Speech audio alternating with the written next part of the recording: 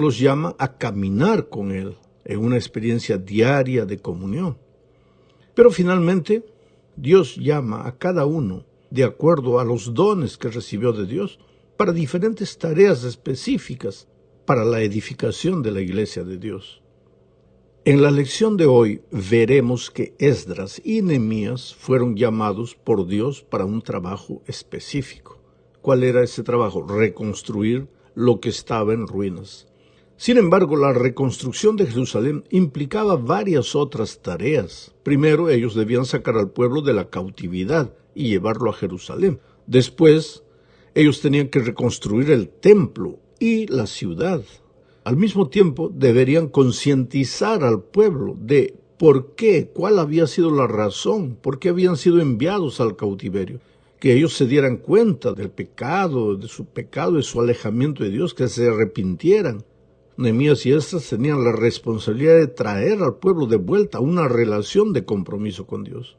Esta tarea pues no era fácil, no sería fácil para nadie. Te digo una cosa, Dios nunca llama a sus hijos para tareas fáciles, porque vivimos en la contramano de la vida. Mientras el pueblo de Dios camina hacia Canaán celestial, todos los que no quieren saber de Dios caminan en la dirección contraria. Entonces, ninguna tarea es fácil.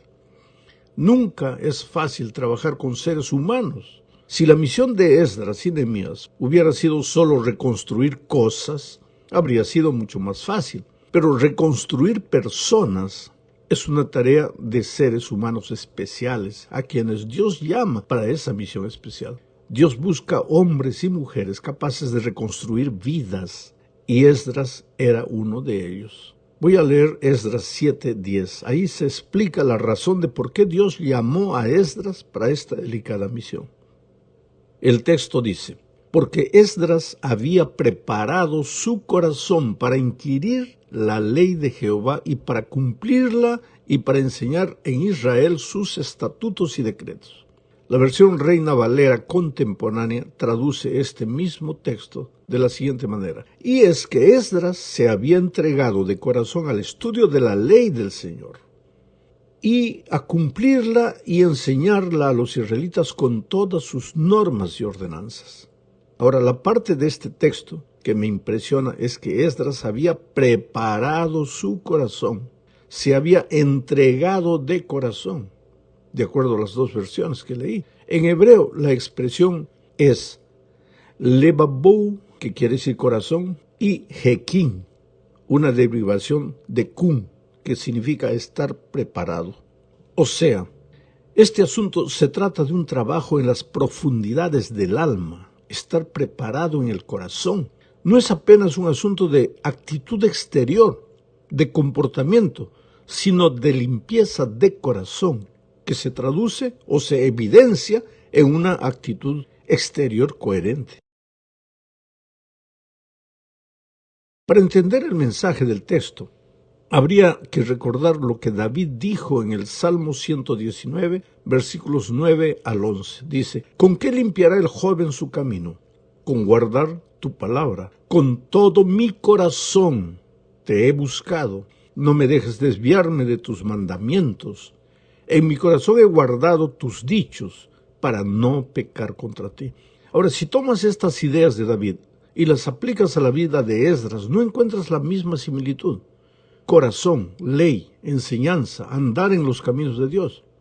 Date cuenta que en el texto que acabo de leer ahora de Salmos, David limpia su camino por guardar la palabra de Dios.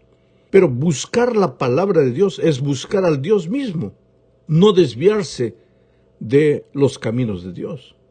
Con esto en mente, volvamos a Esdras. Dice el texto referente a Esdras: y es que Esdras se había entregado de corazón al estudio de la ley del Señor y a cumplirla y enseñarla a los israelitas con todas sus normas y ordenanzas. Claro, solo puede enseñar a alguien que vive el mensaje. Porque, ¿sabes? Los seres humanos tienen un instinto, yo diría así. Ellos saben cuando la persona que está hablando de boca para afuera. Ellos perciben cuando la persona que está hablando del corazón. Y para que la predicación o la enseñanza bíblica tenga poder, tenga fuerza, tiene que nacer de un corazón que ha sido limpiado por la palabra de Dios. Ahora vamos a Nehemías. ¿Por qué Dios llamó a Nehemías? Leamos Nehemías 1, 4 al 6. Para que entiendas mejor el texto, te voy a contar el contexto. ¿Te acuerdas que Nehemías, eso vimos ya en la lección pasada, recibió la noticia de alguien que vino de Jerusalén porque Nehemías estaba en la tierra extranjera? Pero le llegaron las noticias de que todo estaba mal en Jerusalén. Entonces ahora viene el texto. Cuando oí estas palabras, me senté y lloré, e hice duelo por algunos días, y ayuné y oré delante del Dios de los cielos. Y dije, te ruego, oh Jehová, Dios de los cielos, fuerte, grande y temible, que guarda el pacto y la misericordia de los que le aman y guardan sus mandamientos. Esté ahora atento tu oído y abiertos tus ojos, para oír la oración de tu siervo que hago ahora delante de ti, día y noche, por los hijos de Israel, tus siervos. Y confieso los pecados de los hijos de Israel que hemos cometido contra ti. Sí, yo y la casa de mi padre hemos pecado. ¿Qué características puedes ver en la vida de Nehemías después de leer este texto? Primero, un hombre sincero, un hombre que amaba a Dios. ¿Y dónde se ama a Dios? En el corazón, igualito que Esdras. Un hombre apasionado por la misión. Cuando vio que la ciudad de Dios, el templo de Dios estaban destruidos, no se hacía nada para reconstruirlo, o se hacía pero no se avanzaba, su corazón se llenó de fuego santo. Lloró, sufrió, dijo, Señor, no puede ser, las cosas no pueden estar así.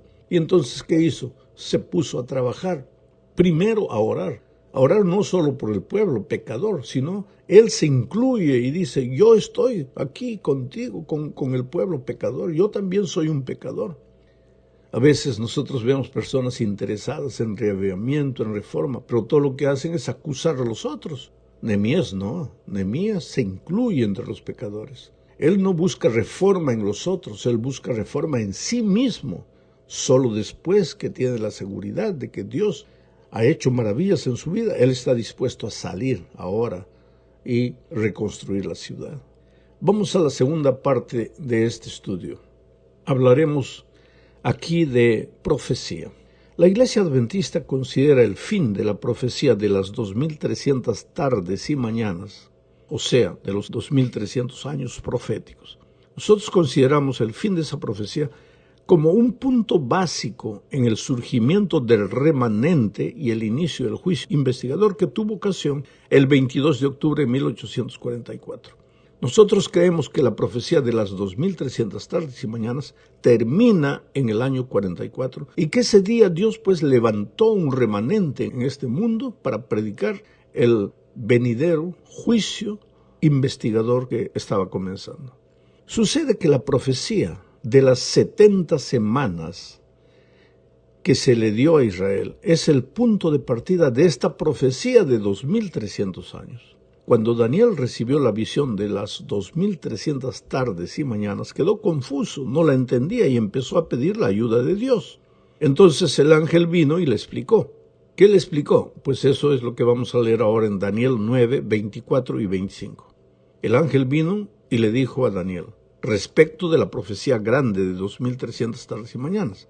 El ángel dijo, 70 semanas están determinadas sobre tu pueblo y sobre tu santa ciudad para terminar la prevaricación y poner fin al pecado y expiar la iniquidad, para traer la justicia perdurable y sellar la visión y la profecía y ungir al santo de los santos. Sabe, pues, y entiende que desde la salida de la orden para restaurar y edificar a Jerusalén hasta el Mesías príncipe habrá 7 semanas y 62 semanas. Se volverá a edificar la plaza y el muro en tiempos angustiosos. Ahora, querido, observa lo que dice el versículo 25. Desde la salida de la orden para restaurar y edificar a Jerusalén hasta el Mesías príncipe habrá 7 semanas y 62 semanas, o sea, 69 semanas.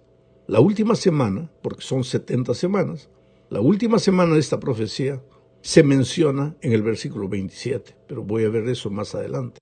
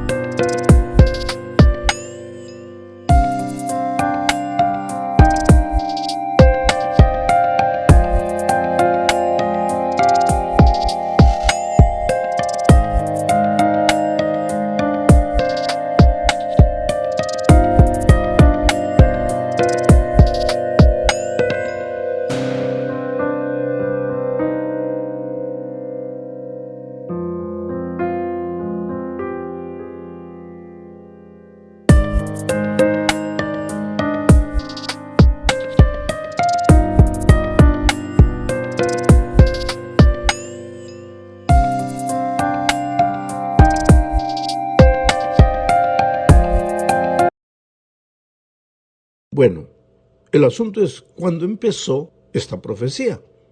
Tú sabes que una semana contiene 7 días. Por lo tanto, una semana profética equivale a 7 años literales. En otras palabras, esta profecía de 70 semanas se refiere a 490 años literales. La pregunta clave aquí es la siguiente: ¿cuál es la fecha del inicio de la profecía de las 70 semanas? Que es también el inicio de la profecía de los 2300 días. El texto dice que será a partir del momento en que se dicte el decreto para restaurar y reconstruir Jerusalén. El problema es que hubo 3 decretos relacionados con la restauración del pueblo judío. El primer decreto es Ciro, otro de Darío y finalmente otro de Artajerjes. Esos 3 reyes persas dieron órdenes para las restauraciones. Sin embargo, solo el decreto de Artajerjes incluye la preocupación por la ciudad de Jerusalén y solo este decreto se asocia con la alabanza a Dios por su intervención. Contamos entonces el comienzo de la profecía de las 70 semanas a partir del año 457 a.C., cuando salió el decreto de Artajerjes. Vamos ahora a la tercera parte de este estudio. Aquí veremos cómo se relaciona la profecía de las 2300 tardes y mañanas con la profecía de las 70 semanas. En parte ya expliqué esto en la parte 3. En realidad, pues, el asunto es el siguiente.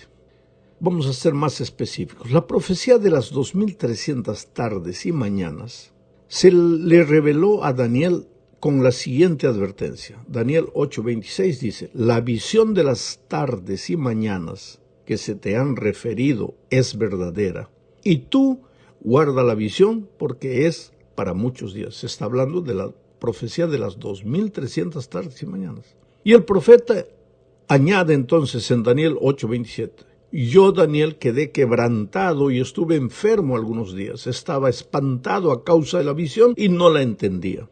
Daniel no entendía qué significaba la profecía de las 2300 tardes y mañanas que decía: y hasta 2300 tardes y mañanas y el santuario será purificado. Daniel no entendía esa profecía. Ahora, Daniel sigue diciendo que oró pidiéndole a Dios que le revelara el significado de la profecía y que como consecuencia de esa oración el ángel se le apareció nuevamente y le dijo lo que está en Daniel 9:23 al 27. Voy a leer, aunque el texto es un poco largo. El ángel le dijo a Daniel: al principio de tus ruegos fue dada la orden y yo he venido para enseñártela. Esto es interesante. Tú comienzas a orar y Dios ya te responde. No terminó de salir la oración de tu boca, Dios ya mandó al ángel. Al principio de tus ruegos fue dada la orden, y yo he venido para enseñártela, porque tú eres muy amado. Entiende pues ahora la orden y entiende la visión. Sabe pues y entiende que desde la salida de la orden para restaurar y edificar a Jerusalén hasta el Mesías príncipe habrá 7 semanas y 72 semanas. Por otra semana más confirmará el pacto con muchos, a la mitad de la semana hará cesar el sacrificio y la ofrenda. Ahora, querido, este texto contiene los datos necesarios para entender lo que estamos diciendo. Primero, observa que el periodo profético de los 2300 años comienza cuando salió la orden para restaurar y edificar a Jerusalén. Ahora, la historia registra que esa orden, como ya lo vimos, la dio el rey Artajerjes de Persia el año 457 a.C. Este es entonces el año del comienzo del periodo profético de 2300 años. Segundo, la profecía decía que desde el año 457, que salió el decreto, hasta el Mesías príncipe, o sea, hasta el bautismo de Jesús, habría 7 semanas y 62 semanas. Ese total de 69 semanas en lenguaje profético equivale a 483 años. Esto nos lleva del 457 que salió el decreto antes de Cristo. Sumamos 483 años, nos lleva hasta el año 27 después de Cristo, fecha cuando la historia registra pues el bautismo del Señor Jesucristo. Hasta aquí la profecía, como te das cuenta, se ha cumplido con exactitud. Pero vamos al punto 3. La profecía habla de una semana más que nos lleva del año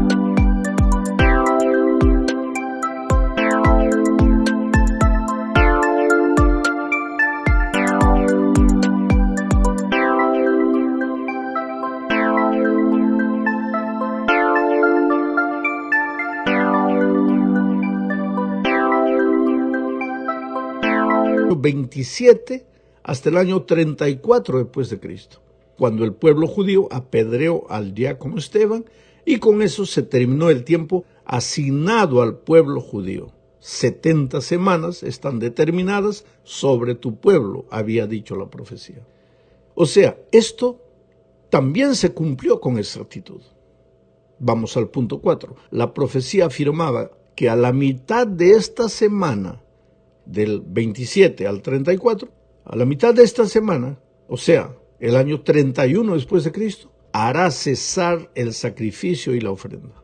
En otras palabras, al morir Jesús, ya no serían necesarios los sacrificios de animales que Israel llevaba a cabo. La historia registra que exactamente en el año 31 después de Cristo, Jesús murió, y puedes ver que una vez más la profecía se cumplió al pie de la letra. Punto 5. Hasta este punto todo se cumplió como estaba previsto. La profecía se le dio a Daniel en torno al año 607 a.C. Y siglos después todo se cumplió al pie de la letra. Punto 6. Ahora, por favor, sigue mi línea de racionamiento. Si después de las 70 semanas continuamos computando el tiempo, concluiremos que el periodo de los 2300 años se termina en 1844. Quiere decir que en ese año, de acuerdo con la profecía, se purificaría el santuario celestial. Es decir, comenzaría el gran juicio de la raza humana. Todo se cumplió. Por eso tenemos seguridad que el año 1844 Dios abrió los registros celestiales y empezó el juicio investigador de la raza humana. Vamos a la cuarta parte de este estudio. Veremos 2 clases de llamados. Ya dije que Dios llama para diferentes tareas. Voy a comentar 2 textos. El primero está en Romanos 8, 28 y 29, que dice: y sabemos que a los que aman a Dios todas las cosas les ayudan a bien, esto es, a los que conforme a su propósito son llamados. Porque a los que antes conoció también los predestinó, para que fuesen hechos conformes a la imagen de su Hijo, para que Él sea el primogénito entre muchos hermanos. Hay muchos cristianos sinceros que toman estos versículos para decir que existe predestinación en el sentido de que unos nacieron para perderse y otros nacieron para salvarse. Esto no es coherente, por un simple motivo. Todos hemos sido llamados para ser salvos. Todos hemos sido predestinados para la salvación. Ahora, eso no quiere decir que nos vamos a salvar todos, porque si yo quiero, yo puedo perderme. Vamos a hacer un ejemplo. La corbata fue cosida para ser usada en el cuello, pero eso no quiere decir que tú la vas a usar allá. Fue predestinada para el cuello, pero tú la puedes usar como un cinturón, como una correa, porque tú eres libre de hacer las cosas. Igualito, nosotros todos fuimos predestinados para la salvación, pero si no aceptamos, pues nos perderemos. El segundo texto es Romanos 9:13, que dice, como está escrito, a Jacob amé, pero a Esaú aborrecí. Y muchos cristianos sinceros toman este texto para decir que Jacob es el símbolo de los que han sido predestinados para salvarse, pero Esaú es el símbolo de los que han sido predestinados para perderse. Esto no combina con el carácter de amor y de misericordia de Dios. Cuando se está escribiendo Romanos 9, no se está hablando de predestinación, se está hablando de misión. Jacob nació con un propósito, ser el padre de la nación de Israel, y eso no tenía nada que ver